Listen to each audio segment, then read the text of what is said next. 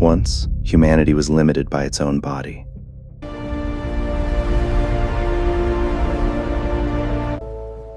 And yet, the world we created was not the world we expected. To understand this world, you must first remember how it began. In 2076, we learned to connect the human mind with artificial intelligence.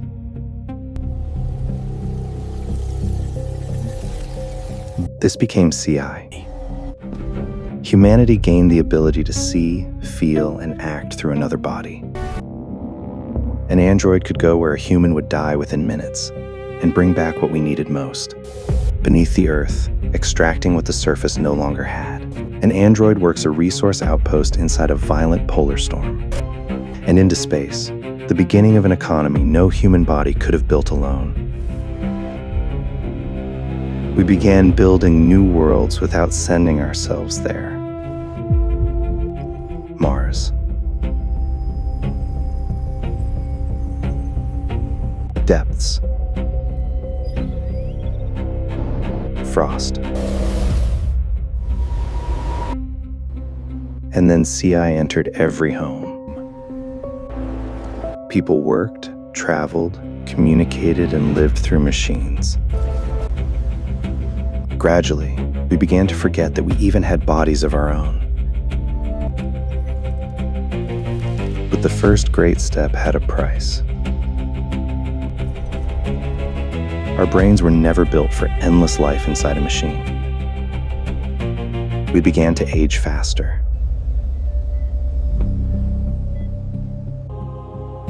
A memorial wall of portraits of people who died unusually young.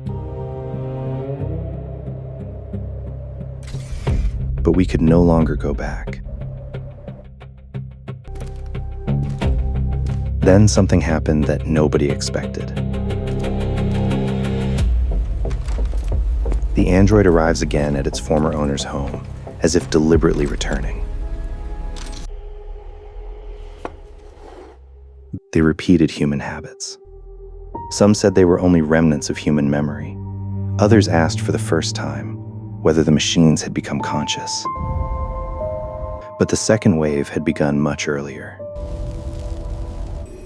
In 2050, humanity first attempted to change the human body itself.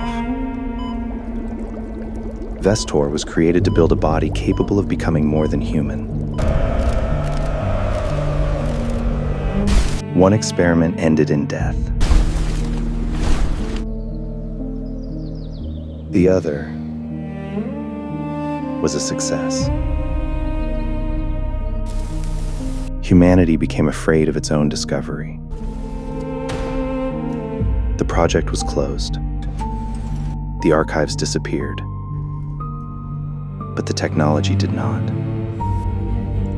But while humanity moved on, one company had quietly kept a piece of the old research alive. In 2113, Vestor met CI again. They tried to combine the machine with a living organism. For the first time, they created more than a new body. A new consciousness had been created. But humanity became afraid of what it had created. We called them a threat. A defect. A mistake. And ordered their destruction.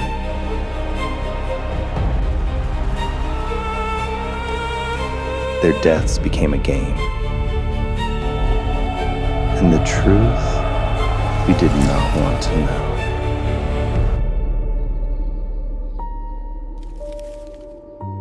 Because some of them remembered those humanity had already buried. But not all of them died. Those who survived fled where the hunt could no longer reach them. To the moon. There, they built a city of their own. A century later, Mars began to change.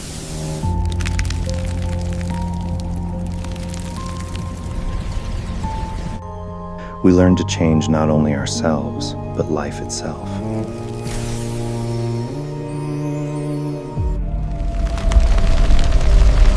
Plants, animals, entire ecosystems.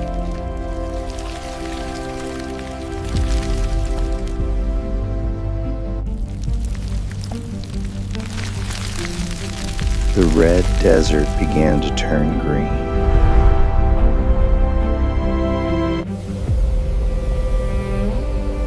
Humans went outside, first with masks. A later generation Martian removes the mask outdoors.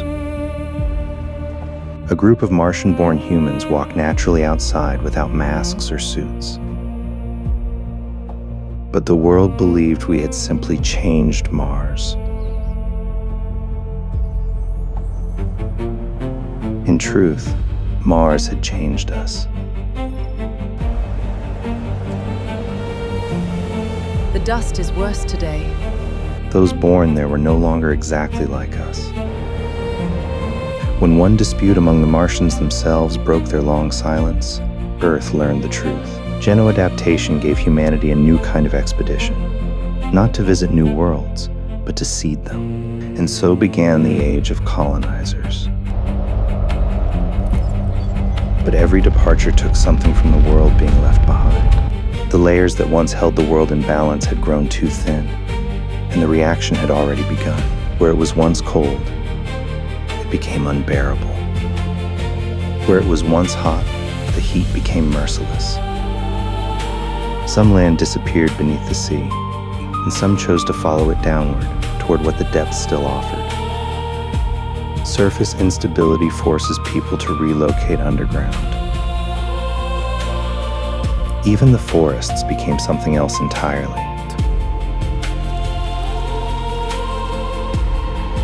In time, a natural barrier formed between each of these worlds within our world, holding every extreme in its place.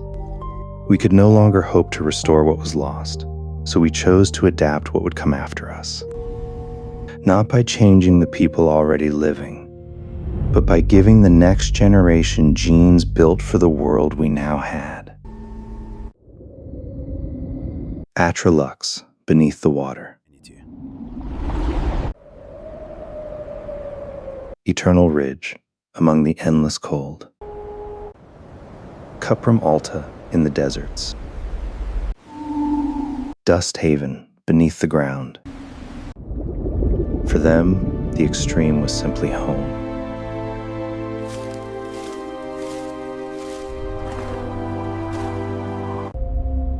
Mars was only the beginning. Soon, every hostile world became a place we could send our children to be born.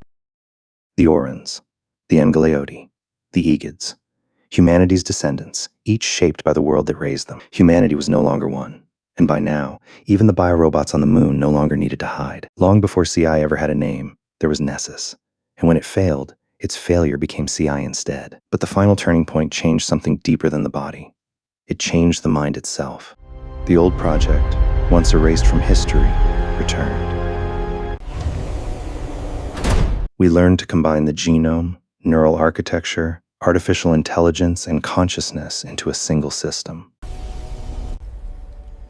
What was once considered impossible became possible with neurofunction. Power like this did not stay hidden for long. It became a spectacle. One neurofunction let them command matter itself, not by will alone, but through precise control of electromagnetic force. The other let their mind outrun the moment, processing the fight faster than the fight itself could unfold. Two neurofunctions, one origin, a genome rewritten, a mind rebuilt to use it. To the crowd, it was entertainment. To those who already held power, it was a recruitment. But this power did not belong to everyone. Those who received it first no longer needed the shadows. They stopped hiding their power over the new world. Grandfather, but you are a bearer of a neurofunction too? Yes. Our family belonged to a line of keepers of history. We recorded it without interfering. We are the keepers of the true history, the rewritten, the forgotten. But with gene adaptation and neurofunction, our family became too powerful for those who ruled this world. And believe me, you will be the first keeper of history who will not be part of its history, nor its witness, but its beginning.